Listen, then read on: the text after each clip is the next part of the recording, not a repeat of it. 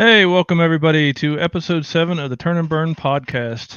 I am one of the hosts, Jason, with JER Custom Designs and Rotoboss Rotary Attachments, and I am accompanied by Chris Licasio. How you doing, Chris? All right, buddy. How are you? Not too bad, not too bad. I figured this time we'd take care of uh, some rotary stuff this time. Rotary hijinks. Yeah, let's see what that gets us up to. But uh But yeah, so this episode, as some of you guys have already seen, is we're going to cover basically your setup procedures for chuck or roller. Mute that. Sorry. Um, so yeah, we're going to cover basic setup of your rotary devices with Lightburn. I am in no way an expert in this, so if anybody has any inputs, we're always open to it. I mean, believe it or not, I did my first rap last week. I put a post about it. It was like a tribal band around a Yeti cup. Um, and it worked out really good, seamless. Everything kind of came together, so that's pretty cool. So I might end up doing more of those. It's kind of like a bug, kind of bit me. How long did it take you though? Uh, What it was machine did you do it on? it was on the Nova 24 Hmm. and the Talon, Right. and after getting everything set up, hey, what's up, Alex? And Rob. damn, brain fart. Rob. um, So you did it on the 24. awesome. Yep. So I did it on the 24 and the Talon. Of course, obviously setting up the steps and everything, which we'll go over and kind of hopefully do like a half and half episode where we're talking about the chuck and the roller because they're kind of similar but they're different. But anyways, after getting the steps and everything set up, I did the initial design. Used a junk Yeti cup, and everything came together, but the design didn't match on both ends. So I basically had to go in and I copied one section of it, moved it to the front side of the other, and then moved the nodes around to where everything kind of lined up with Mm-hmm. the back end of it. And then did the second one. So it was the second time I ever did it. Like literally Yeah. You, made the adjustments, did it, and it came out flawless. So I was pretty pleased with that. But yeah. You got to be kind of have a little bit of forethought in the way the graphic is going to line up on the other side. So it takes a little bit. Once you get it down though, it works out. yeah, let's see.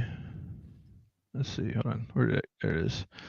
So Alex says on the Rotoboss with the Mira 9. Well, the 360 test is not the test to use. That's a chuck function. It's not really a roller function, and we'll kind of get into that too. It can work, but when you go to do a scale object, it's going to be squished or distorted.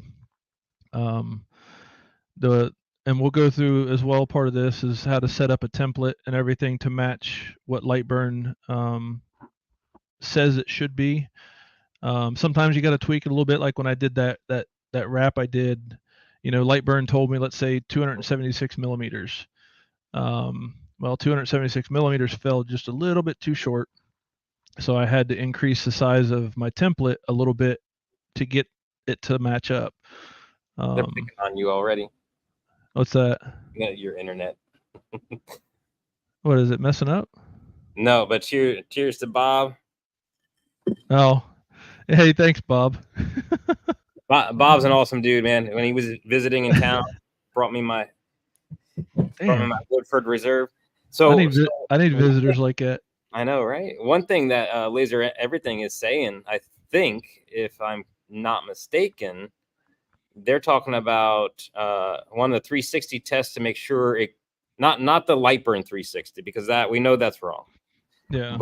But the 360, we want to make sure that it goes a full revolution, and then the circles are ovals. They have to be stretched only because of the warping around. It looks, if you measure it, it's correct. If you did a 3-inch circle, it's 3 inches this way, it's 3 inches that way. If you're correct in your measurements and your steps, but it looks like an egg. Yeah, I mean the problem with the 360 setup is you're dialing in your steps to make a full rotation, which is not what you want to do. You want to get your scale set up, your 1-to-1, like 1-inch square. You want to get that set up, and then like I was saying, you want to create your template size to make full revolution based on the setup that you just did with your scale setup. Because if you do a 360 setup trying to match your steps to go a full rotation, what happens is when you do a scale setup, it's going to be either squished or elongated because Lightburn doesn't know that you're tricking it to make that full revolution. All it knows is it needs to go X amount of steps. So when you dial it back and try to do a scale setup, it's typically going to be off, and that's where a lot of people are like, well, just go ahead and stretch your image by 5 or 10%, because you're basically making up for that loss because of the 360 test. The 360 test is mainly for chucks, which Lightburn incorporated the test button for that very reason, to do the 360 without having to go through all the stuff we're talking about now. And those of you who may be Thunder users, that test will not work for you, just so you know. Yeah, it only works on if you're using a Y-axis laser, which Thunder doesn't use. They use the U-axis or A-axis, whatever you want to call it. So only on the Y-axis machines will that test function work, in my experience. Now, I could be wrong. Now, in the Galvos, it works in the Galvos, because, again, that's what it's made for, with a chuck. So it works flawlessly on Galvos of all sorts, fiber, UV, CO2, all that stuff. So it's really easy to set up in Galvo, because literally you dial in some steps, you hit test. Nope, that didn't quite make it. Bump it up a little bit, hit test, and that's how you set it up. But a roller is completely different, especially with, like, for Rotoboss, for instance, since ours has a 1-to-1 drive ratio, meaning it basically all the drive line is the same. So you got 40 tooth pulleys, and then you got the motor. So it's essentially a 1-to-1, whereas other devices have like a 20 tooth pulley on the motor and a 40 tooth on the drive wheels, which makes it a 2-to-1 ratio. So it's a little bit different for Rotobosses compared to others. But again, I'm not trying to advertise, but just point that out.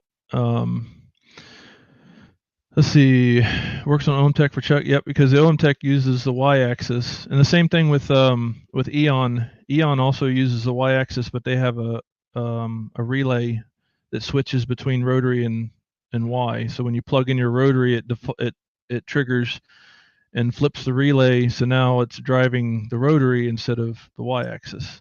Yeah, I think Thunder is probably one of the only ones that has a true dedicated separate driver that's plug and play. There's no switching. Plug it in. You can still move your X and Y like it's, like nothing ever happened, but it knows the rotary is there. My test didn't work. Yeah, AZ. Yeah, the test in Thunders, it doesn't work. It's not. And I think from when I talked to Jason at ISA about a month ago, he was talking about trying to fix that, but there's a lot more involved in it than because of the firmware. They got to get with China and figure out their firmware and to communicate with it and all that stuff. So it may be a function. So yeah, it's more complicated. Yeah. Yeah, they with all the updates they come out with, it makes it seem like things are quick and easy, but I mean the changes that they make have been in the books for who knows how long, and it's just they're starting to trickle out, and they just came out with the new update, which I don't have on my version of Lightburn that I'm going to be demoing on, but hopefully everything is fairly similar to where people can follow along. Next show you guys may be at ISA next year for sure. Yeah.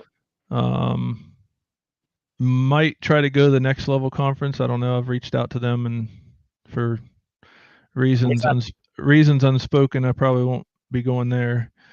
But I think that's the next big event. I think like as far as Thunder wise and myself, ISA is the only thing I have planned, and then they have the event in November, which sold out, which is awesome. Hope people get a lot of useful information of that. Private, almost essentially as close to a private Yeah. tutoring session that you Yeah. can get. Yeah. So if you didn't get in, maybe next year will be different. But the whole point of that, like they said, and others have said, is they're trying to keep it personal, and more geared towards individuals instead of the masses. So as things grow, maybe they'll do a bigger and better one next year with more people and Yeah, things like and that. So we'll adapt. We'll see how it goes, but the idea is machine time. You yeah, know, we want 4 people per machine. We want to be able to answer your questions and dedicate time to you. So having the amount of machines, having the amount of people right there at to help you is huge. And it's a test. It's a pilot. If it works, we've already been discussing using this facility, with small groups of 3, 4, maybe 6 people. Come on down here, and we could do it as well. shoot, yeah, we got plenty of room here too. Yeah. And 6 lasers. um, so that's just a quick little BS session, I guess. But we'll go ahead and kick this off because this is I'm gonna try to go through it quick but efficiently, or expeditiously, I guess, to make sure we get it all in the time so we're not wasting anybody's time tonight. So I'll go ahead and bring up Lightburn here, and we'll kind of run through some of the things. Hopefully, can you guys see everything? It looks good on my side. Okay, you can see the top part of it, the file, edit, tabs, all that stuff. Yep. Because for some reason it's cut off on my StreamYard screen. Everything I need to see is there. Yes. All right, so we're going to be setting up a rotary, and I guess the first thing we'll do is we'll go ahead and knock out a roller rotary. So when you're setting up, and Chris, feel free to jump in at any time because I know you have wrong ways of doing this, so I'm sure I'll hear them on the way.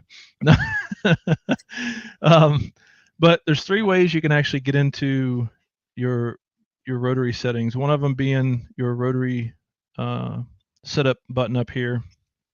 And then you have a chuck, roller, enable rotary, which in Thunders you don't have to worry about. That can be off or on, it don't matter. And I'm on a dummy computer, on a dummy machine right now, so some things may not come through. I won't be able to go look at settings or anything like that, but I will be able to show you stuff on this. But nonetheless, so for a y-axis machine, obviously you're going to see y-axis highlighted. Thunder, probably 90% of the time you're going to see x-axis. Sometimes you might see a y.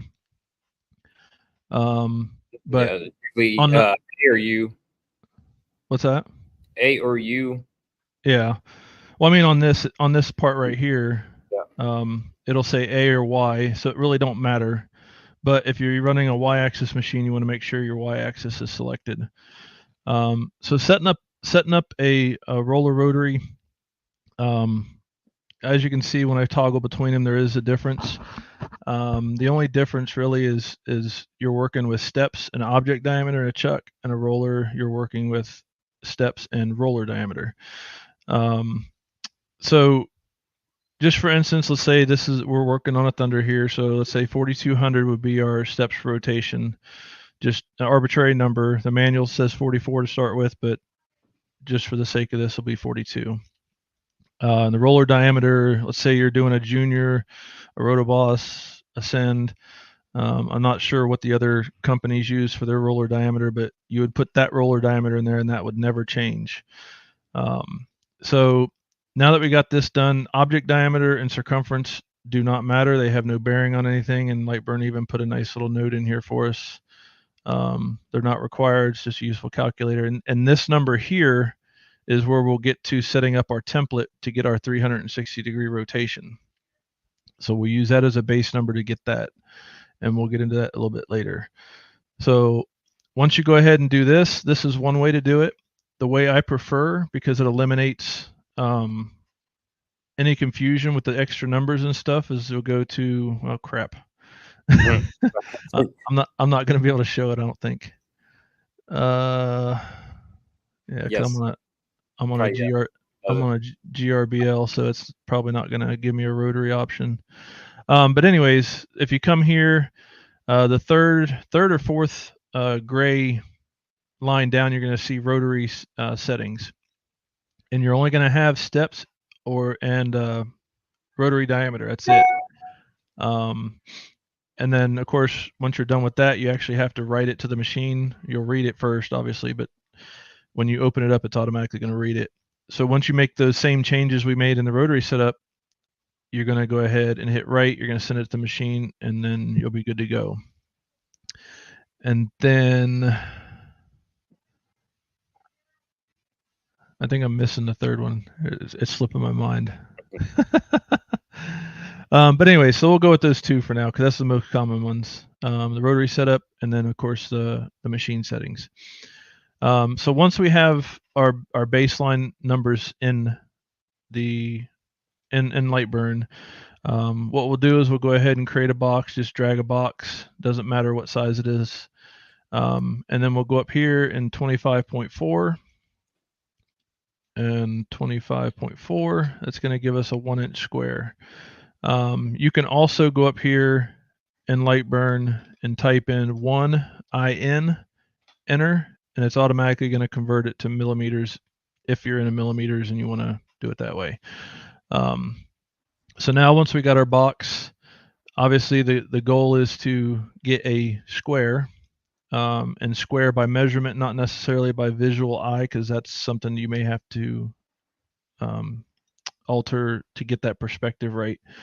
But for the purposes of the setup, we'll create the 1-inch square. You want to make sure you're on fill, especially on a roller, because if you do line, a lot of machines, Thunder's included, if you hit frame or to try to test it, it's going to move really fast. And we have a video on our YouTube, the Rotoboss Rotary Attachments, on how to dial those settings back for your U-axis. Then what I recommend, like say I use a Nova 24, so I use 600 millimeters a second and 13% power with a 0.06. And you're just testing this on tape, right? Yeah. So I put 2 layers of masking tape.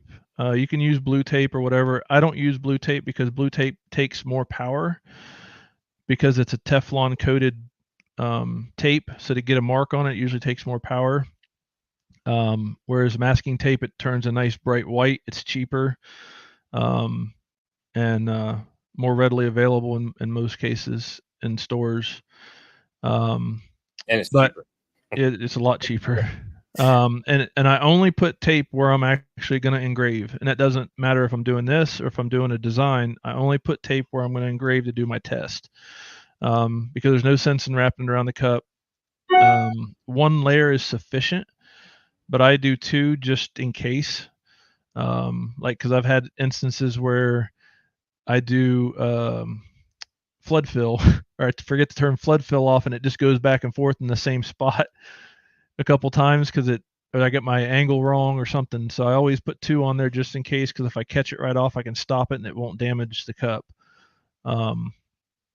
But the other method to that, like in the video I just did with the wrap, is I did the first one that didn't turn out. I took some black enamel spray painted over it, and then reran it over that spray paint, and it shows through just fine. You can do that over and over and over again. So those are 2 ways you can do a tape test or a test on a cup. And that's a good point that you just made. I'll interject real quick, is that I see a lot of people say, I just ruined 5 cups. Well, why the hell are you testing on another new one? Yeah. Test and make sure it's running right on one that you've already destroyed, or tape it. Or if you tape it and you tape the whole thing, make sure you don't tape the part that rolls, because now you're adding circumference. And then when you take that tape off, your shape's going to be off. Right, it's going to be different. Yeah. So, things to consider. So I mean, a lot of people put tape down, and then they'll put metal tape, and then they'll put more tape over top of metal tape, and it's like, and then they wonder why, like if they're doing a wrap, for instance, why it doesn't line up when they take the tape off, because you just took off like a millimeter of tape or a half millimeter of tape, which will deviate the diameter of that cup enough to cause it to be off. Yep. What's up, Dale? Sorry, I didn't get to that. So now that we've got our tape set up, we got the laser set up. Now most, at least for mine, there's a couple others that run the same way, but most of the all the Novas, they run with the motor on the left hand side, and then the Odin and the bolts, they run on the right hand side. So depending on which way you have your chuck or your rotary oriented, you're gonna toggle your buttons on the left or right. Typically, I use center left or center right, depending on which rotary I'm using or which machine. And then that way I can line up with like a Yeti logo or whatever and have it dead center, and it'll start there, and everything will be lined up. If you're doing a wrap, like I was doing, I used the bottom left, or well, it was bottom right because I was on the chuck. Because wherever you set origin on the laser, that green dot is where it's going to start on the cup. And if you're doing a wrap, I find it easier to start right off the bat. So as soon as you hit start, there's no rotation, there's no movement, it just starts engraving. And that could be the same with the roller too, if you're using something that doesn't have a logo that you're trying to line up with, because and then in that instance, you just use the bottom left, and it'll start right from that spot, and with no extra movements or anything that could cause slipping or movement or anything like that. And not only that, you want the graphic to come all the way around and stop at your start point. Yeah. So, if you did a middle, good luck trying to figure that out. Yeah, I mean, if there's no logos or anything, it's not that bad. But again, with a roller, you run the risk of it slipping because of the rapid movements, unless you go through and lower those settings to where it doesn't make those rapid accelerations and stuff, which usually cause it to slip. So once we got our origin set, so we're doing a roller, so I'm going to set it up on the left center because that's typically how I do it. And then on the laser, you're going to actually, once you get it positioned over the cup where you want to hit origin on the laser. That way it knows where it's starting. The other critical part is this right here. You cannot use absolute coordinates or a camera on the rotary, because the camera uses absolute coordinates. So a lot of people, you'll see an error message saying something ab chord or something like that exceeds, or it'll exceed the bounds, correct? Yeah. So current position or user origin, I use current position. Some will argue user origin, doesn't really matter. I will argue. I know you will. That's why I said it. I cut you off at the pass. But the main thing is, no matter which one of these you use, make sure you set the origin with the button on the laser when you get it positioned where you want it. So what's going on, Frank? So yeah, so now that we got that set up, now the next thing we're going to do is we're going to go ahead and send it. I don't have that function on here because again, it's a dummy setup, but you'll usually have a send button over here where it'll send it to the laser. That's another important thing to take note of, is all lasers don't function, or maybe they function sometimes by starting from Lightburn. But the best thing to do is send it, because you send it as a complete packet. So one, it gets you in the habit of doing that, because when you're doing a design, if for some reason you're able to start from Lightburn, it buffers the information to the rotary as it goes. So if there's any communication lost or interruption between the computer and the laser, your file is done. It'll usually stop, or it'll just sit in one place and start engraving the same spot over and over again. It can do some crazy stuff. So it's best to send it. That way the laser has all the information it needs. So if something happens with your computer, it's not going to affect what you're doing on the laser. Yeah, if you're of the flavor of I have to hit start from Lightburn, then hit shift, and that will send the entire file. It adds an extra line of code saying when you receive all the information, start the file. Yeah. So you could always do that, but we're working with rotary and lots of things can go wrong. So go over to your machine, check it out, make sure everything's set up, make sure you're not going to hit your towers on your rotary. Yep. Yeah, it's always and two, it's I mean, I don't know how most people have their setup. I mean, I have 7 different lasers that I run off of one computer, and 2 of them are like halfway across the room or more. So it's better just to send it. I can see what it shows up on the screen, make sure it's oriented right, make sure because a lot of times you'll send it. Like I've made this mistake where I'll go in here and let's say I ran a fiber prior. A lot of times when you open up, it'll still have crosshatch. And if you're going to the laser after you hit send, it should take maybe 10, 15 seconds to send the file. If it takes longer than that, usually it's because it's trying to crosshatch, or let's say you did a ramp, you added a ramp to it. It's trying to calculate and send all that data to the laser. So that kind of keys me like, oh crap, something's wrong. I will say that I want to give Lightburn some props here because as of late, probably the last couple versions, their device switching has gotten far more intelligent. It is switching libraries. It is remembering palette color settings. So yeah, they're getting much better. So this doesn't happen, but it's always good to check. Yeah, and that's just my 2 cents on that. That's how I like to do it. Just well, one, because that's how it works, and two, it's like if something comes up like that that's out of the ordinary, it should trigger you to be like, okay, well, something's not right. But anyway, so now that we've sent this file to the laser, we'll go to the laser, theoretically, or in space, in your minds. Go ahead, I usually hit origin again. I hit file enter. I know you don't have to do that because the file that you just recently sent to the laser is what it's going to engrave. But I do it anyways because it pulls up the picture of whatever I'm doing. So it's just an extra step to verify that it's not backwards, because I do run several different lasers, mainly Thunder, but I have some fibers and stuff like that. Probably it's not as prevalent as it was before the changes Lightburn made, but sometimes it still affects when you switch between them. So just checking that out is really good to do. So once we got all that set up, we're going to go ahead and engrave this. So you'll hit start on the laser, you'll let it run through its setup, and then let's say you go and you do your test square.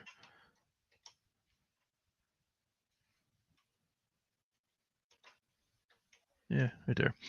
And let's say the square comes out elongated, right? So if your steps, if it comes out elongated, so it's bigger than 1 inch, then you want to go back into your rotary setup and make your changes here. So if it's too big, you want to lower your steps. So let's take it down to 3,500, right? We'll go ahead and we'll rerun that file. Well, this time your file is a little bit squished. So it's a little bit smaller than 1 inch. So we started at 43, we went to 45. So now let's just, for sake of this video or this instance, and this works the same with the chuck too. So this is kind of plays in both parts except for the adjustments here. It's still the same thing, your steps per rotation you're trying to mess with. But so let's say 3950. So let's split the difference. We do it again and we get a perfect square. All right, so that becomes your baseline number. And at least for Rotoboss rotaries, that'll get you basically from a shot glass to a 30-ounce cup without having to do really any changes, unless the design specifically needs to be a specific size, because it will deviate slightly, like a millimeter or so. But by the eye, it's typically not noticeable, especially if you're doing like words or letters or something like that. But if you're doing like a square or circle, it may be enough that you need to make minor changes to it. But for this instance, now we've got our perfect square. and we're at 3950, and the roller diameter is 56 millimeters. So now that we got that done, we're going to go ahead and if I'm going too quick or anything, just let me know. I do want to preface: nobody used those settings. Those are Yeah. these are all imaginary. Don't pause it and say, "I gotta write that down." These are imaginary numbers. Yep. So yeah, it's not. These are not true to fact numbers. So don't take it as such. So now that we got our steps set up, now what we're gonna do is let's say our cup is 222 millimeters top to bottom. And then in here, it says our circumference should be 157. So what we want to do is go up here to the height and type up 157. With that 157, that should get us all the way around. But now that we have that, we can do one more test, essentially your 360 test, but you're not actually engraving anything. You'll take your cup, and with that same tape on there that you had from the test, go ahead at the red dot pointer, go ahead and put a Sharpie as thin as you can make it right at the dot. And then what we'll do is we'll take this and send it to the laser and do a frame. Now when you do the frame, it should go and come back to that spot. But if it's a little bit short, you increase your size a little bit by a millimeter or two, and then send it to the machine, reframe it until those dots or that line hits the dots on both sides. And now you've got a template that you can now throw your design into. And I don't have anything ready to throw in here, but you can do whatever as long as you keep it inside these bounds. Now, another neat feature that Lightburn has is the taper warp. I don't know if any of you guys have seen this before, but with this, you can actually account for the taper of the glass. That way, your circles at the top are circles, and then your circles at the bottom are ovals. This here corrects for that. And depending on how you have it oriented, so we're to the left, so I want to orient this to the left. Our length of the cup is 165.486. And let's say the bottom diameter is 70 and the top is 101 for like a 30-ounce cup. So I haven't used this yet. No. Explain to me the object. Was it the top, the left? So what do you mean the left? Here, let me get. Alex said, "How do you account for the curve of the tumbler when you're measuring from the perfect square?" Well, you just use like our rotaries come with a tape measure, and you can use the 1 inch, like 1 to 2 inches of it, and that's how you would get that. And like I said, perspective wise, it may not look like a square, but when you measure it, it is, and that's the important part. If you need to add perspective to it, that's where you'll come in here and you'll make your design just a tad bit taller on the y-axis, and that way it'll come out a little bit bigger and account for that and make it look more round. Because if you're trying to do a 3-inch design on a 20-ounce tumbler, it's going to look like 2 1/4, 2.5 inches visually. And that's why I try not to go over 2.5 inches on a 20-ounce and 3.5 on a 30-ounce because of that. So the funny thing, I'm sitting here listening to all this because some of the stuff I don't do and I've never done. I'm very simplistic, especially in the way that I teach people.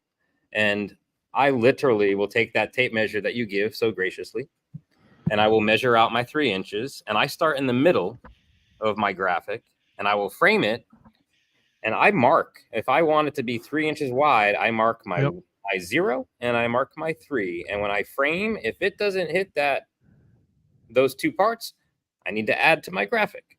Yep. I know I have my steps per rotation correct for what I'm normally doing because you've given them to me with my rotary. Yep.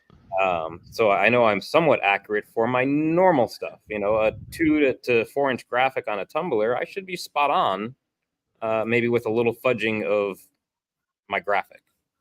Yep. And that's why no matter what I'm doing, whether it's 1 cup or 100 cups, I'll always do a first test on the graphic, no matter what. So you mark it like that?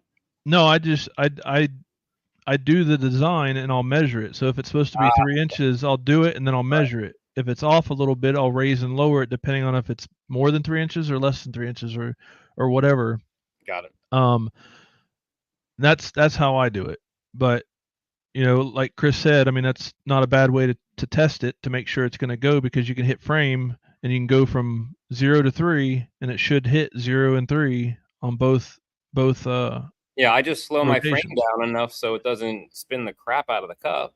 Yep. And it should, I use either a pencil, something that's going to come off easy. Yep. Actually, if you're using denatured alcohol, even a permanent marker will come off. But I mark my 0, mark 3, and when I frame, it should slowly cross over my little hatch marks. Yep. And I'm good. And that's nothing wrong with doing that at all. It's worked for a while. Yeah, I mean it does. I mean there's no wrong way to do this. It's just I have my ways, Chris has his ways, other people may have a combination. But back to Chris's question. So with the taper warp, because before taper warp, and we're kind of getting off topic here a little bit, but before taper warp, you used to have warp selection, and that was it, which it won't let me select. Actually, before the that wasn't even available. Well, no.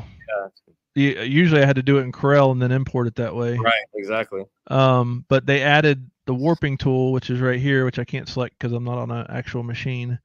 And then they also have the deform, which is 16 points, so you can kind of skew it all kinds of different ways. But the 4 point is basically what the taper warp is doing now. Select your graphic and it'll pop up.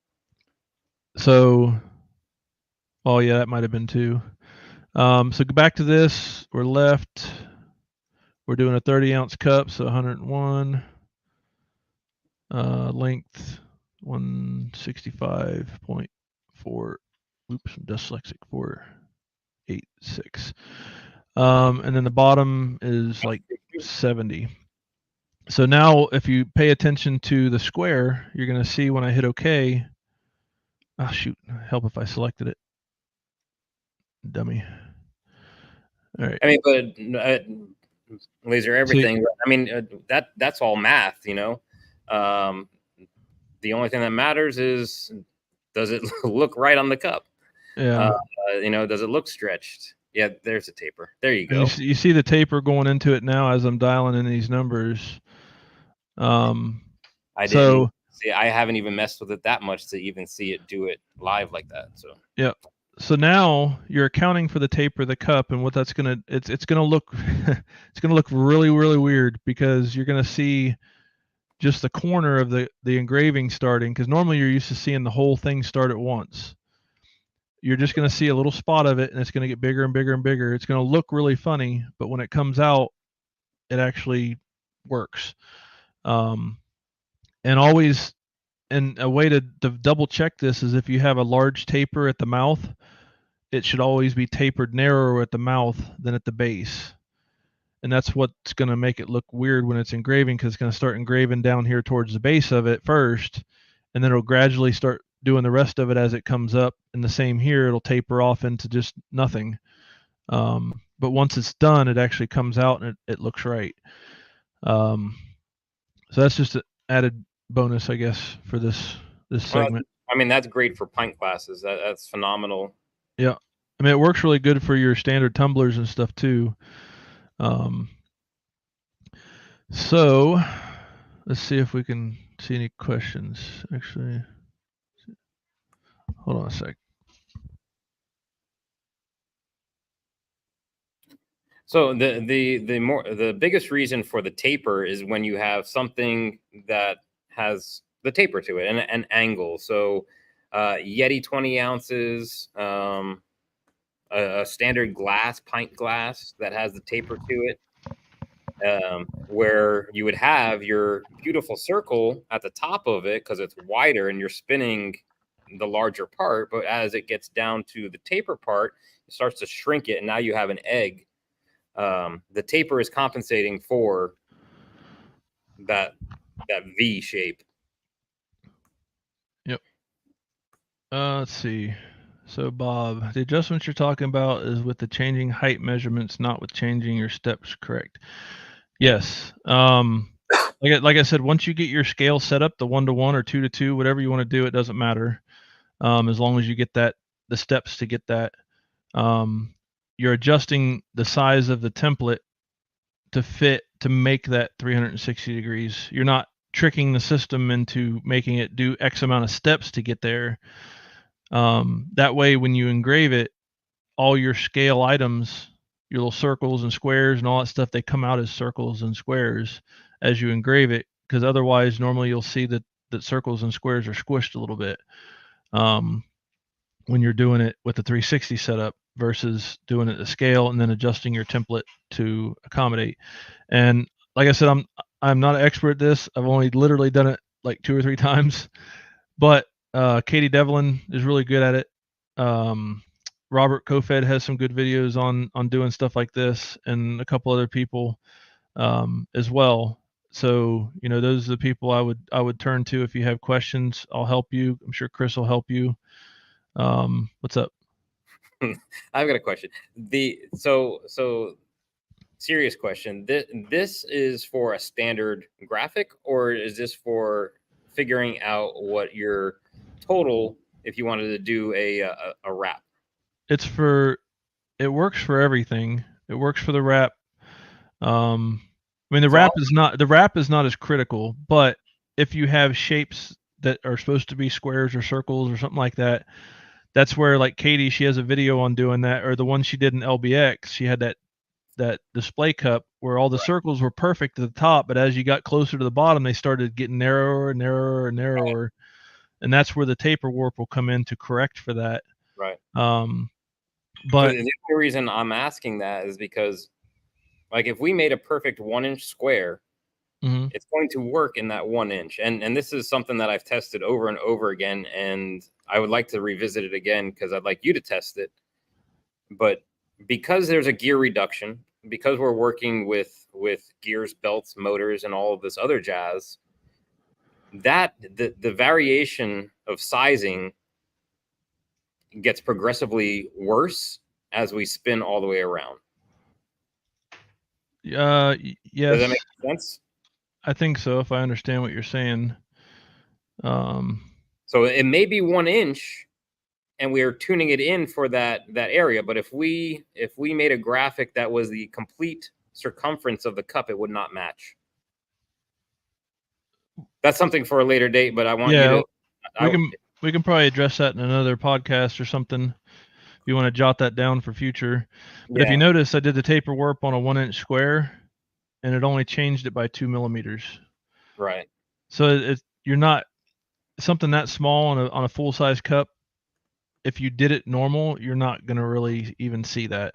Right. You might, but other people won't. I mean, you'll know it's there obviously because you did it, but it's not going to be enough by the eye to notice that much of a difference. No, and if you hey, speaking of Katie, yeah, there she is. We just mentioned you. Your ears must have been burning. Yeah, if you got customers that are measuring that shit. Yeah, I mean, most people I do stuff for, like, I've given free stuff away or free jobs away because I'm not happy with it, and they're like, "Oh man, it's great, I love it," and it's like, "Well, I'm not happy with it." So, but because most of the time they're not going to know, they're just going to be tickled that they got something that looks nice. Right. So. Exactly, Katie. Then you need new customers. So okay, so now that we've kind of covered the rotary or the roller part of this, we'll go ahead and do the chuck, and then we'll answer questions, take questions, whatever. that come up. So if anybody has any questions, go ahead and let us know. I'll flag them, and then we'll come back to them as we go. So now with the chuck is pretty much the same thing, but the only difference is the only place to make changes is going to be in your rotary setup, because on the machine settings, it doesn't give you the option of a chuck or a roller. It just assumes roller, I guess. So in this instance, you would select chuck. And to touch back on what we talked about earlier, Y-axis machines, this test button works most of the time. I know sometimes it don't. And that's because it's running on a Y-axis. Thunders, you cannot use this test button or you'll crash your head into the front of the machine. So just be aware of that. And if there's any videos out there for me or anybody else, I'm going to correct mine. Hopefully other people will correct theirs, because that was something that was kind of unknown at the time, that it would do that. Mm-hmm. And now that we know that it does that, we need to make changes for that. So I think I have one out there that's very old. Yeah. So I'll be making a correction to mine, and hopefully others will too, to make sure everybody's up to date on the information that they're getting. So in this instance, we're going to go ahead and do the chuck. And like I said, a lot of what we just talked about in the first part of the video, minus the setup part, is exactly the same for chuck as far as setting up your 1-inch and all that stuff. And I'll try to segment this into the gantry and galvo, because this kind of branches into most or both more than a roller does. So with the chuck, let's say you're running the bolt, the Thunderbolt. The object diameter, let's say we're doing a 30-ounce cup, so it's 101 millimeters, and steps for rotation are 8,200. And the 8,200 for Thunder lasers for the Talon is pretty much across the board. Your machine might deviate slightly, like 100 or 200 maybe, but generally speaking, from feedback and everything, 8,200 has pretty much been spot on for most people. So 8,200 is your steps for rotation. And then, like I said, we're doing a 30-ounce cup at 101 millimeters, and then it gives you your circumference. Again, this is for your template. It's information to put into your template to get that size to make that whole 360-degree rotation.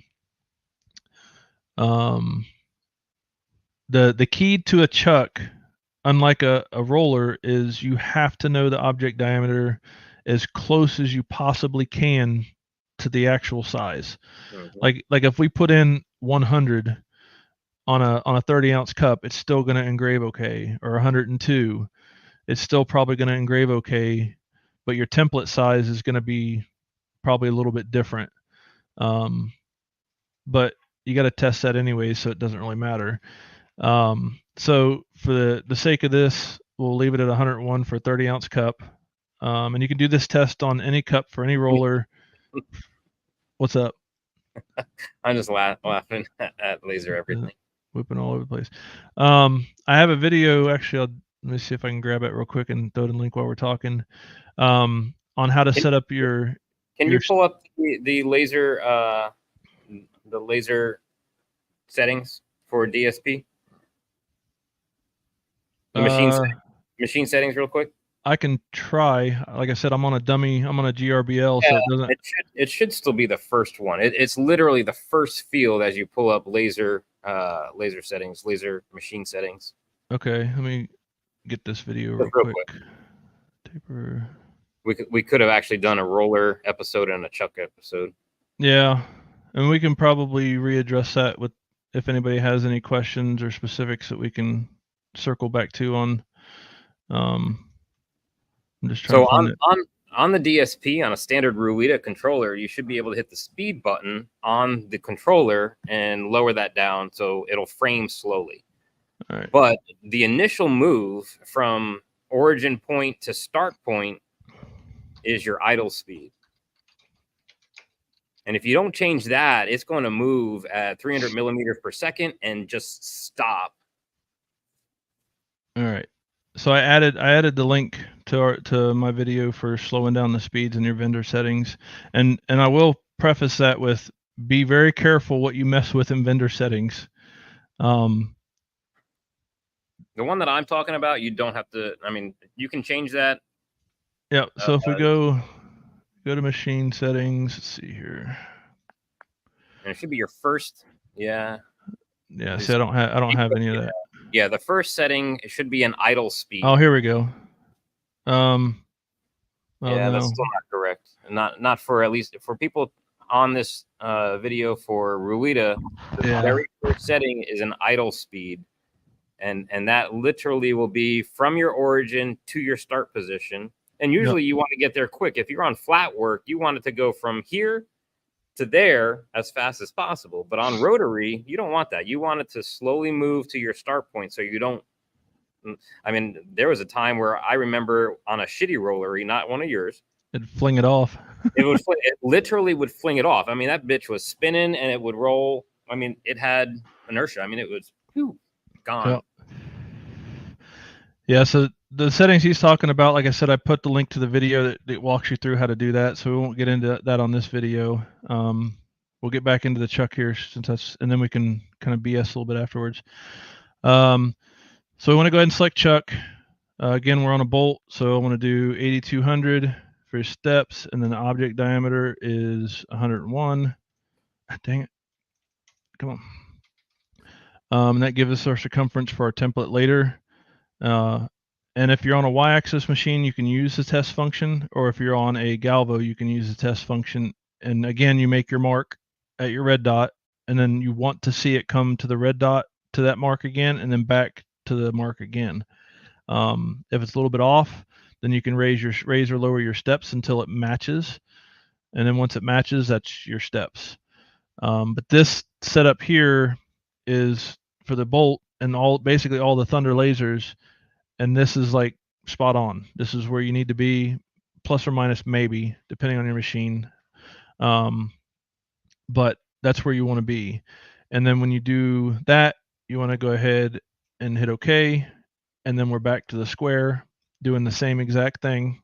We're going to do our test. If it's a little bit too big, we're going to dial the steps back. If it's too small, we're going to raise them up a little bit. So, like I said, I don't want to recap on a lot of the stuff we talked about, because like I said, a lot of it pertains to this as well. The only difference is the object diameter is paramount when you're using a chuck, because once you get your steps set up, Lightburn automatically calculate. Let's say we're doing a 20 ounce and it's 88 millimeters. Lightburn is already accounting for all that, makes the corrections to the file, so you don't have to do anything to the steps or anything like that. So knowing the There's a whole slew of other issues when working on the Galvo, like split sizes and overlap, and yeah, on the Galvo, it's and I wish I had something better than what I'm using now for a dummy. But when you're using a Galvo, like for me, I don't do split marking. I'll run it like I'm running a gantry. So usually mine, I'll run it like 0.02, 0.03. And then my split size will be 0.6 of a millimeter more than that. So it'll be 0.026 or 0.036. And then that will give you don't have to put any overlap in. You don't have to put any corrections in or anything. It's just, when it goes, it's line by line. So that way you don't get those dark lines in your engraving when you're engraving with it. Yeah, but just tell them how long that takes. It does take longer. I mean, it's not the right way to do it though. Until somebody figures out how to run the rotary on the Galvos. I mean, you can dial it in, right? But the problem with that is, what I've found is it's not consistent between materials or different types of cups and things like that, because the powder coating and things like that, when you do it line by line, it's dedicating the line each time. It's not it's not blowing through 5 millimeters rotating and then blowing through 5 more millimeters rotating and so on. It's dedicating each engrave to a set or a step, basically. Right. It takes about the same time as a gantry, to be honest. Maybe a little bit more, because you're running on such a fine line. but that's where your speed and power come in as well. So there's ways to mess around with it. The best way and the easiest way for me is just set my line interval and then go 0.006 above that. So like I said, 0.02 would be 0.026 for my split size, no overlap or anything. And that usually gives me a nice, clean, consistent engraving all the way around. You are sacrificing a little bit of time, but the quality is going to be so much better, especially on a UV or even a CO2 galvo. Fiber, it really don't care. I don't use a fiber for rotary engraving anyways, just because, especially on a coated cup, because the consistency is just not there. And like if the coating is different thicknesses around the cup, you might engrave perfectly, then you might not engrave enough, and then other areas you might engrave too much and actually etch the metal. So I don't even mess with it on fiber myself. But yeah, so that's in a nutshell, that's the basic setup for the roller and chuck. They're similar in some ways on how to set them up, but they're different also in other ways. And like I said, we can dedicate a show just to doing one or the other and answering questions or whatever. I just wanted to give a brief overview on how to set it up, and this should work with any rotary you're using, whether it's Rotoboss or other brands. You just need to obviously. There's other brands. There's other brands. Sort of. But you just need to make sure that you know their rotary diameter for roller and so on and so forth. The chuck part of it is pretty much the same across the board, whether you're using a D80, D90, the Talon, and whatever else is out there. So it's pretty much the same setup for those, but the roller is a little bit different depending on the manufacturer and how they have the gearing set up and the wheel diameter and all that stuff. So, but the one thing that is for sure is something that you can measure, which is the wheel. The rest of it you can figure out. Yep. It could be a little bit frustrating at times, starting out, kind of get intimidated because you're new to it and things like that. But the biggest thing is go through the trials and tribulations of your initial setup, get that stuff straightened out, and then after that, it's pretty much just turn and burn. So, was that a pun intended? Pun intended. So hopefully this video helps some people. I'm always available to help out. If you're wanting training, I'll do training with you. I'm sure Chris, they do it as well with Thunder. And there's other people out there that'll do training with you. If you just have a couple questions or something that we can answer for you, I'm always happy to answer the phone or messages as I see them or as they come up.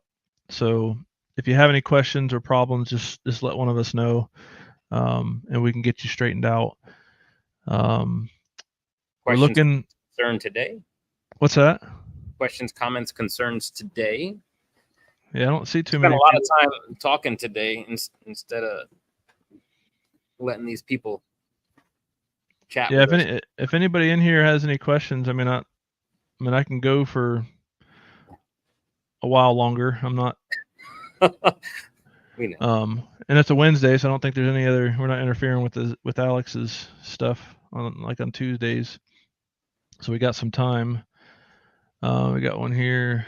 So we're doing full seamless wraps. If your seams don't meet, just extend the design. Okay, so with this, I'm gonna do a video on it. I'm sure, like I said, Katie has videos on this. But like I did a tribal band on a cup, and the opposite ends of the band weren't the same. That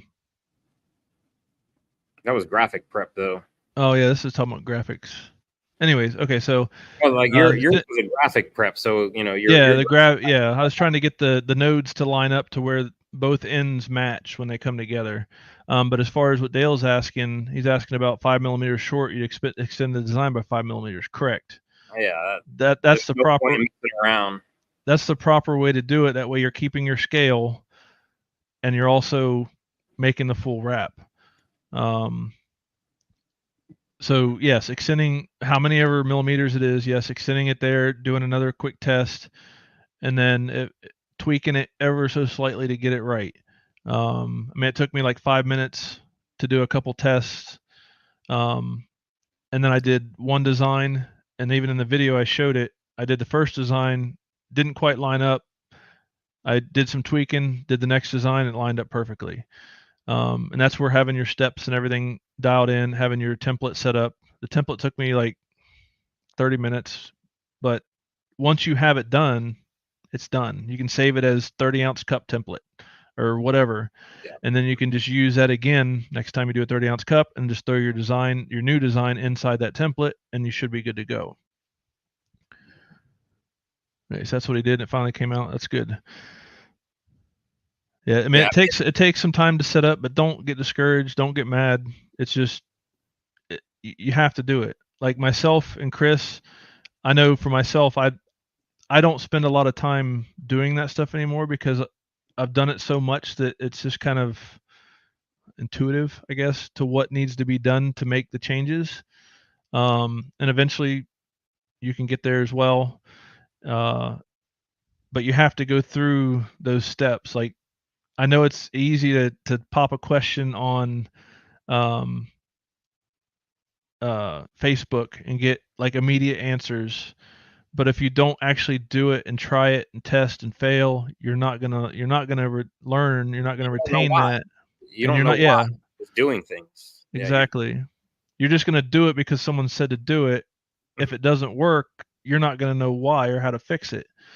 But if you go through the steps, learn, fail, and progress and grow, you'll get to the point where a lot of us are that have been doing this a while, and you kind of guess and get really close, and things just kind of go a little bit quicker.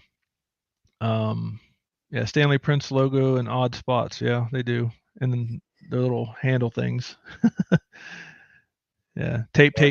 Dale says, I don't know about tape.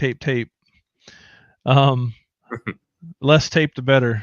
Well, and to Katie's point, design your graphic without even considering that logo, and you put a piece of air conditioner tape, the metal backed aluminum tape, right over that logo, and let it engrave over it.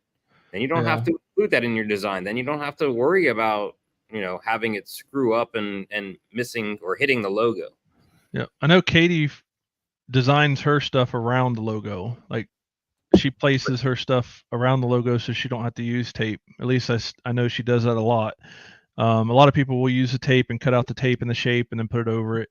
But that's where your starting point comes in. So if you have a design that you want to miss the logo, you start on the edge of the logo, go around, and then at the end of the logo have that cutout for the logo so it doesn't engrave the actual logo itself. And again, I've seen a ton of stuff that Katie does. She covers a lot of that stuff really well. But yeah, yep. I like to know exactly where it is or what is there. Yep. It's under the tape, Katie. Yeah. Well, the thing with that is if you do the tape, then basically your design is cut off at the tape. Whereas the way I've seen, what's up, Alicia? What I've seen with Katie is she physically designs that shape into her design, so that way she can design around it and not lose any of her design in it itself. Or worst case, he's got more time. I don't fuck with that shit. No way. And that's why I don't like wraps. If it's a Polar Camel, it don't have no logos, whatever. Like doing that tribal band, doing that I did. I mean, that was, it was fun, but it took a lot of time, and that was just for a small band around the cup. I mean, I could only imagine designing a whole cup and making sure everything comes together, especially for seamless. And I know Katie, again, say her name a lot, but she brought up when we talked to her a couple episodes back about making sure that your design doesn't come together. It more kind of overlaps, so you're filling the voids instead of trying to match points together.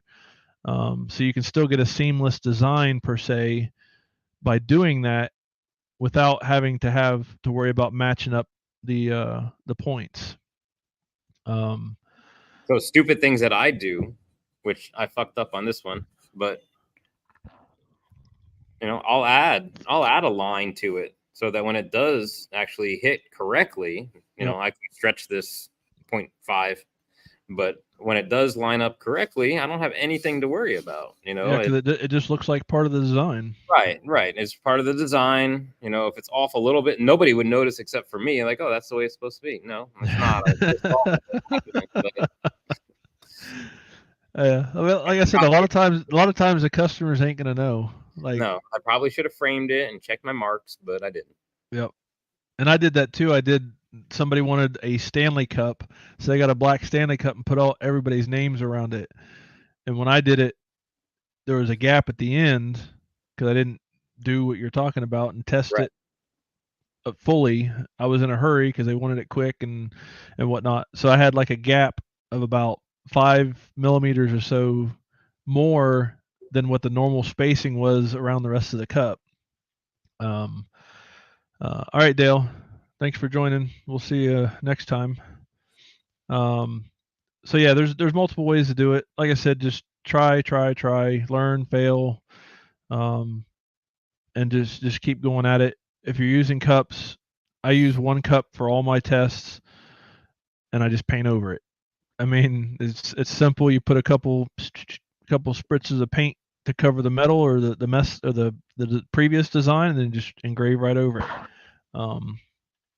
That's the simplest way to do it. It's the cheapest way to do it. And if you failed on one cup, please don't keep trying on more cups. That's $40 each Stanley. Yeah. What? And I've seen that a lot. I don't know the context of that necessarily because most of the time people don't put the context in there. Like, why did it fail, or did they find out why it failed, or did they just try it again because they thought they might get it? But nonetheless, I have one of every cup that I do that is specifically to do tests on.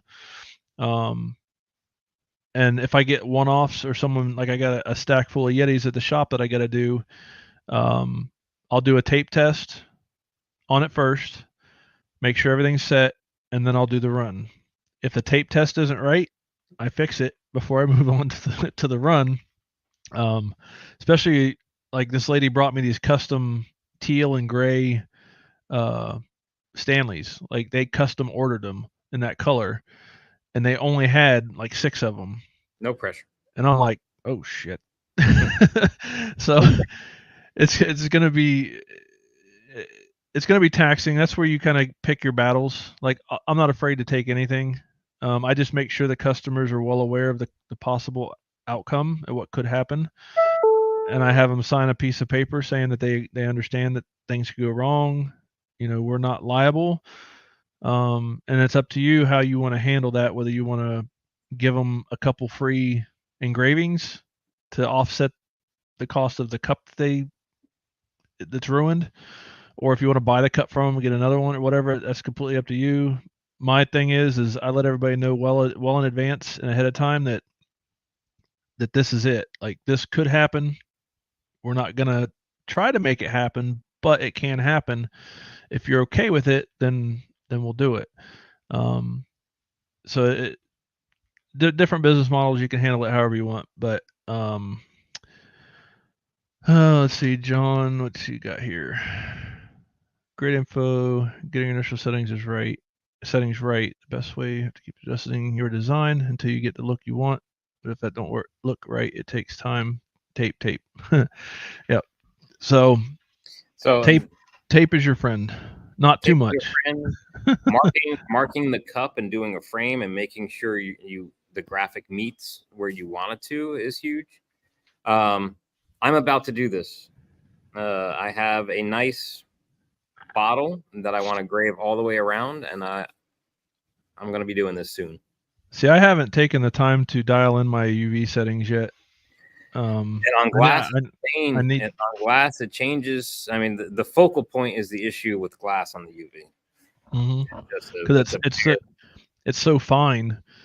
You Yep. have any deviations in the glass bubbles? Or All not? of glass, all of glass has deviation.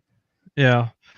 So even on the chuck, like I've run into that, because I've tried some glass on the chuck with my CO2 Galvo, and it's not as temperamental. I've done it with glass on the UV, but I gave up because like part of it would engrave on the top of the glass, some of it would engrave on the backside of it, some of it would engrave inside the glass. I mean, and that's where dialing everything in and getting that right. Bob's got a good point on the screw ups and the Yep. material. I always ask, especially if it's one-off stuff or stuff that the customer is providing, I always ask for a backup. Um, and it's not, and I let them know, it's not that we intend to screw anything up. It's just if we do, especially if it's something like those special order cups.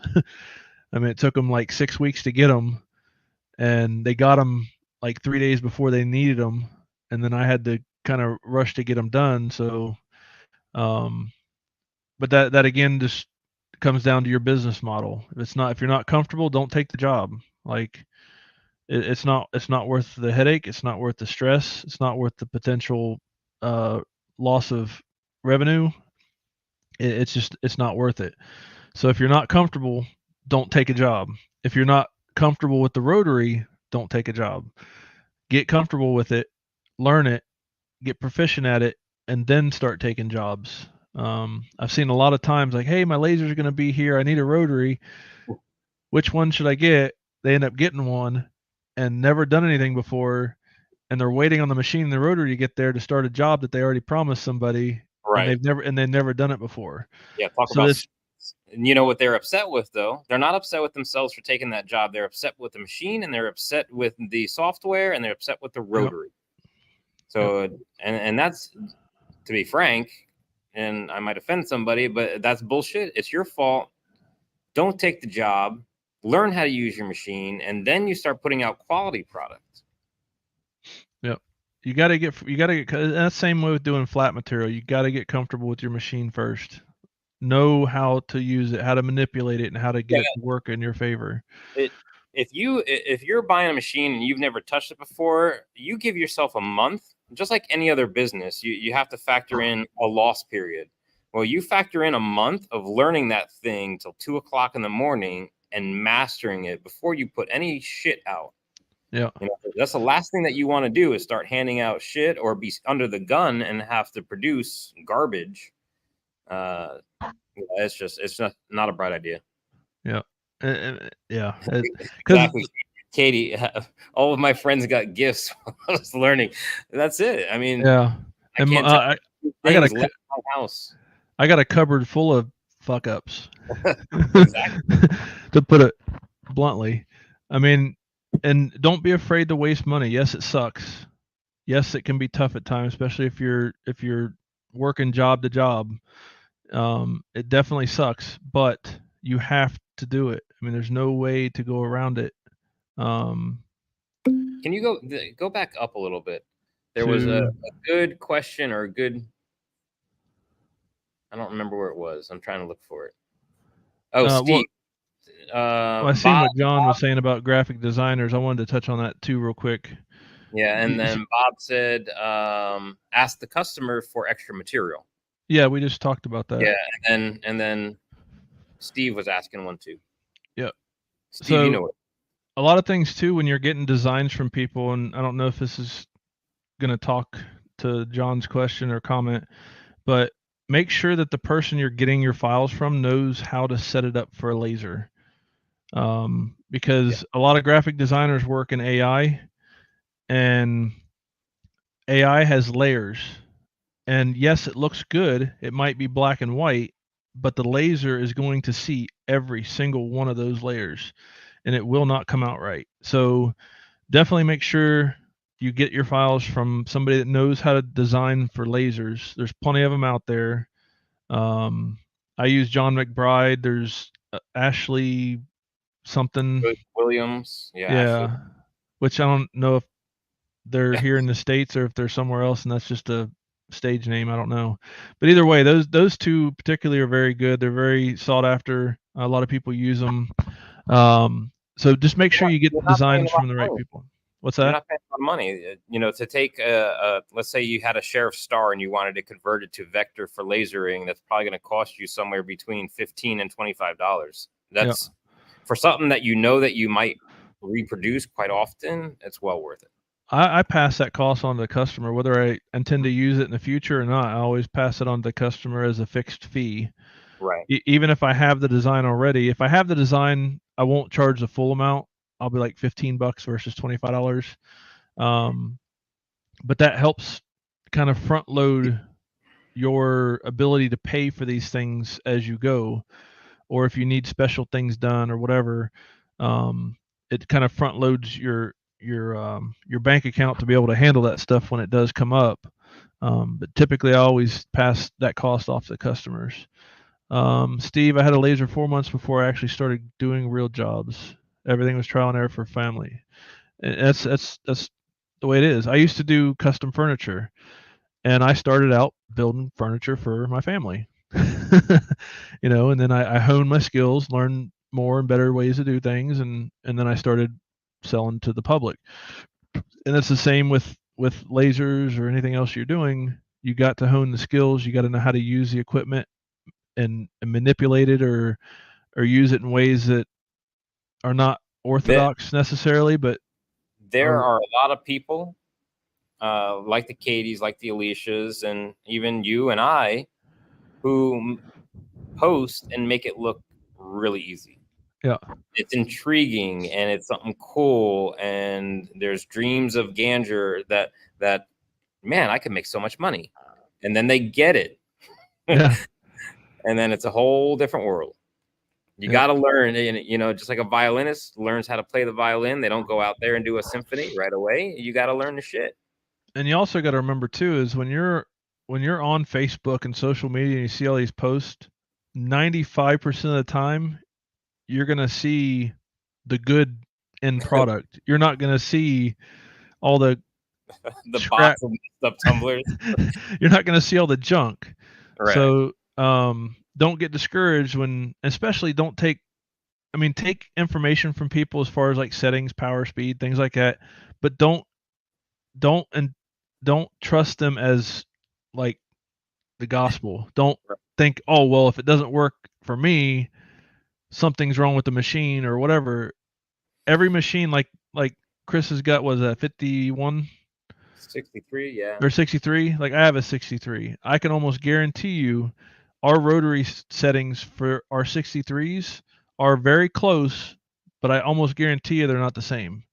Well, for example, I can look over right now and I have 120 volts of AC power coming into my shop. Do you have, we're kind of guaranteed from the power company 110. It should be 110, right? It's 110 equipment. But I have 120. Do you have 124?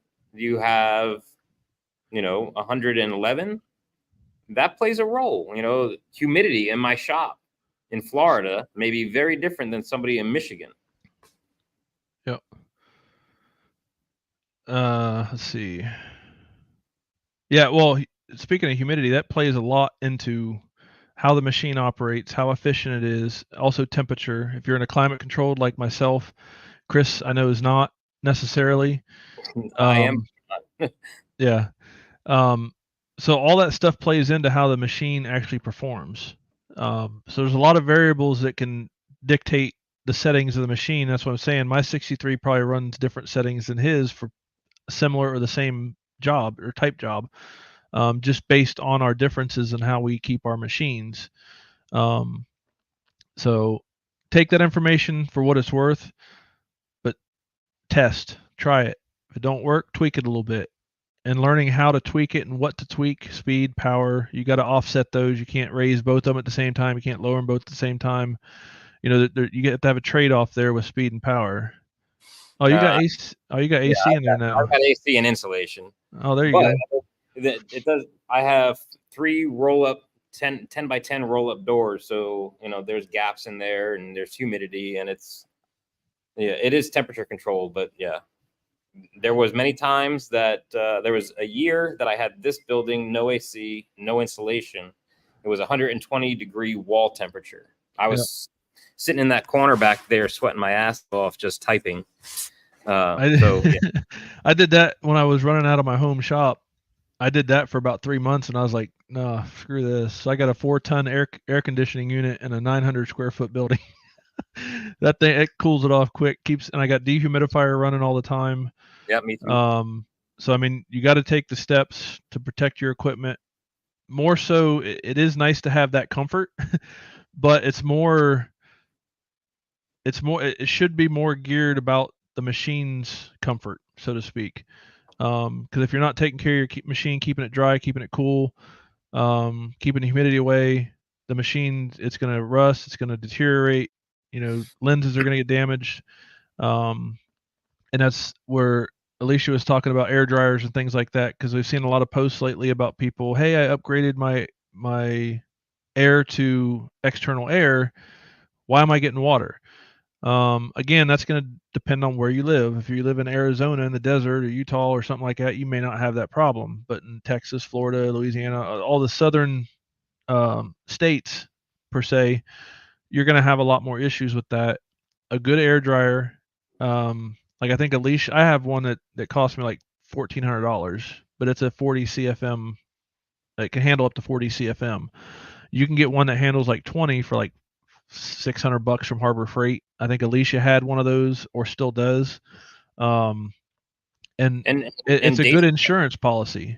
Like there's no reason why you can't have two. Daisy chain it. Yeah, I mean, like my system, and I actually have a video on my setup if anybody's interested on the Rotoboss YouTube. But mine, I have a pre-filter, which is a canister, and then I have the air dryer, which is a refrigerated air dryer, and then I have a post filter after that, so I can run that thing all day long and not get a drop of water, because the air dryer purges itself when it gets water in it. It'll self purge. If you want to go an extra step, you can add an air dryer right at the machine before it goes into the laser. But if you do that, make sure you get an auto drain, or you keep an eye on it, because if it fills up, guess what? That water's going to get out of there and go into your laser. So you got to keep up on maintenance with that kind of stuff. Yeah, 30K in your garage. Yeah. I've got. Yeah. Yeah. I mean, if you got 30K worth of equipment in your garage, $500, $1,000 is damn good insurance, and there's no reason not to do it, because those puny little air dryers, especially if you're in a high humidity environment, they're not rated to handle that much volume. So if you're pumping 40, 50 psi through those things, they're going to fill up quick. And even if they don't fill up, all that air pressure circulating that water that gets separated can eventually spill over and get back into your system and damage your laser, damage your lenses, things like that. Basics, power and air setup affect your work. Try to stay with dedicated sources.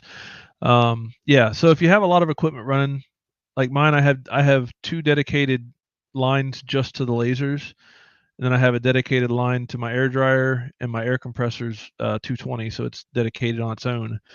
But you want to make sure that you're dedicating a circuit to your laser, particularly because if you're running a compressor and your laser off the same circuit, when that compressor kicks on, it's going to pull power from the laser. So if you're in the middle of a job, you're going to see like faint areas where it's not engraving as well, and then as soon as you get all that power back, it's going to leave you a dark line in the material, because of the power fluctuation coming off that one circuit that's running to, well, the laser's not really that high a demand, but if you have a compressor, obviously it's pulling 10 to 12 amps probably on startup, and if you're only running on a 15 amp circuit or maybe even a 20 amp circuit, you're cutting the power by 2/3 every time that kicks on, which will affect your laser and will affect the performance and output of the laser on your material. Absolutely. Yeah, mini splits are good ideas. One thing, and again, we're getting off the rotary stuff, but anyways, mini splits are okay. Window units are okay. Central air, like what Chris and I have in our shops, are good. the one thing you want to try to avoid, especially if you're in a high humidity area, is getting one of those portable AC units, because it's basically just turning over air. It's pulling air from the outside and it's expelling it out. So you're basically doing a constant transfer, because a lot of people are like, well, I got an AC unit, but I can't keep it cool in here. It stays Right. hot. It's because you're basically pulling in fresh, humid, hot air from outside, or cold air in the winter, and it's going through the machine. 50% of it's getting blown back into the room. 50% of it's getting exhausted back outside. So it's a constant turnover of air, whereas central air or a mini split or a window unit or something like that is basically just recirculating the air that's in the room, so you're not losing that air. And then on top of that, when you have a laser or multiple lasers running, that's even more air that you're pulling into the shop and exhausting out the shop. Yeah, people So factor that in. Like, yep. how much CFM are you pulling with the machine? Yeah, because I mean every machine, at least I think a 63 is pulling what, 400 to 500 CFM. The at least the larger Nova series run an 8-inch exhaust that's over 700. 700. Okay, so you got 700. I run a 10-inch exhaust, so I'm just sucking that air right out. Yeah, I've got a 14-inch trunk and then drops off of it. But so you got to think. Let's say the fan's pulling 700 CFM for the laser. Then you got a portable AC unit, which is pulling probably 300 to 400, depending on the size of it, maybe a little bit more. So that's 1,300 CFM that you're drawing into the shop, as well as sending it out of the shop. So, and with all that, making sure you have dampers and all that stuff too, is key, because especially in the wintertime or even in the summertime, if you have an air conditioned space and you shut everything down and you don't have dampers, you're going to get an air exchange. And when that air exchange happens, where's it happening at? Inside your laser. So where's all that condensation going to collect and start? In your laser. I know before I learned all this back years and years ago, I would come out, and I had a Boss laser at the time, and I come out and water was literally dripping off the machine. I had puddles of water on the ground underneath the machine. I open up the machine, it's just covered in water. Because I use one of them little flapper valves. I didn't actually put like a, whatever you call it, butterfly damper or something in there, so the air was still able to get in and it would condense in the laser, because that's the first place it's going, is into the laser. Yeah, leaving the lid up at night is a good idea. I don't do that. I leave all my lids down, because I have a damper on the main line, and I also have dampers on each individual drop that are electric, so they close against the rubber seal.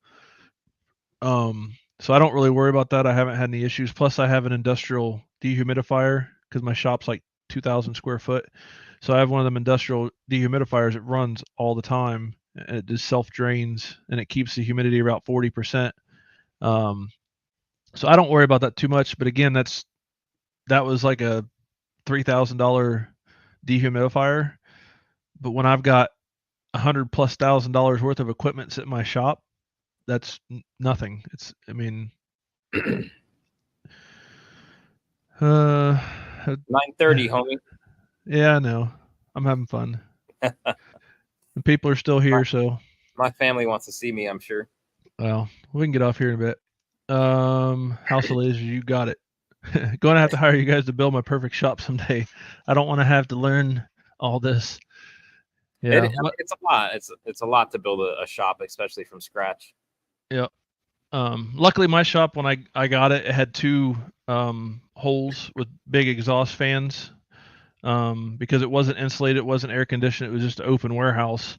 So they use those fans to circulate air through. Well, I took one of them, took the fan out, put a plate up, and then ducted my 14-inch trunk line into that. So it's got the built-in louvers, it's got the big old hood outside with the grates, the birds and all that crap can't get in there. So fortunately, I had that already there. But also just making sure and set up to expand. Don't be afraid to put in a 10-inch line, even if you're only using one laser. if you think you're going to get more, it's better to be ready. And all you got to do is cut a hole in your trunk, drop another drop to your laser, and you're good. And don't let them run PVC. What's that? And don't let them run PVC. Yeah. I mean, you can run PVC, but you need to make sure you ground it. Like when I had it in my home shop, I had 6-inch PVC, but I had sheet metal screws screwed into it that were like 1.5 inches long, and then I ran a grounding wire from that bolt to the frame of the building to actually ground it. Because what he's getting at with it is you can cause a fire because it builds up static and all that debris and soot and stuff inside the pipe. It just takes a spark and you can ignite that. Whereas if you ground it a couple times throughout the system with PVC, you can do it on the cheap. I wouldn't recommend it. No, but throw metal duct in there. In a pinch, I mean, you can get a 5-foot piece of metal ducting for like $6 to $10, I think, depending on the size. The snap together kind that you just fold and kind of snap together. Let's see. Mind blown. Yeah, a lot of information. I mean, this is off the topic of the original thing, but we're after time, so just kind of answering questions as we go. We're gonna wrap this up though. Chris has got to go pull daddy duty and everything. So if anybody has any last minute questions while we're kind of wrapping this up, throw them up there and we'll see if we can get to them. If not, leave us a comment or something in the chat, and we'll try to address it in our next video. Yeah, thanks for coming, Katie. It's always good to have you. Good. Like I said, you. Yeah, I summoned her by talking about her so much earlier on. But yeah, great source of information there. Robert Kofed, great source of information as well. Again, Chris has some great information. I have some good information, and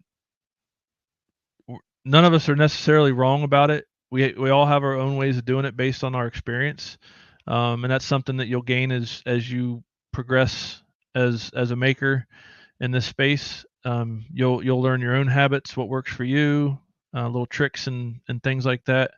We're just trying to give you kind of our perspective on things to maybe give you a somewhat of a starting point.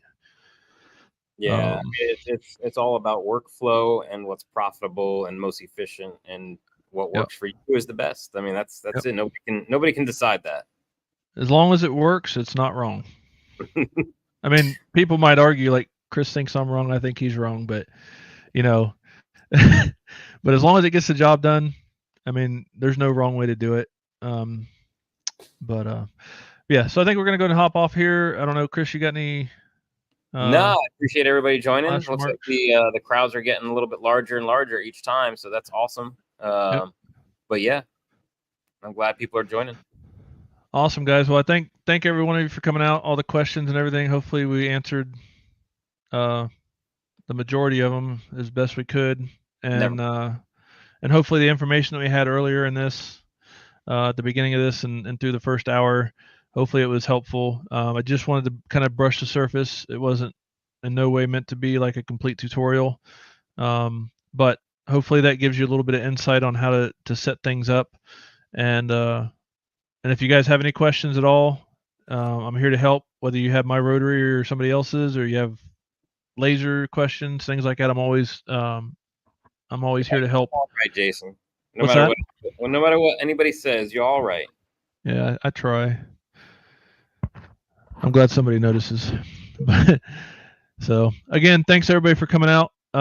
Look forward to our next episodes coming out. I know in June we're going to be getting with Joey Spanner from Lightburn. We're going to try to get Adam because of the time difference. It probably is not going to work because he's in, I think, Switzerland. But we're going to definitely have Joey in here from Lightburn to discuss Lightburn specific stuff here in June. I don't have a date exactly yet. I'm waiting to get our schedules together. But I'll let you know. I'll let you know, Chris, once we figure that out and get the date and times. And then we'll post on it. We plan on getting a bunch of other people. So if you'd like to see any makers out there or any people that you see as experts or anything like that, please let us know. Again, we're trying to kind of touch on things that other podcasts and things don't touch on.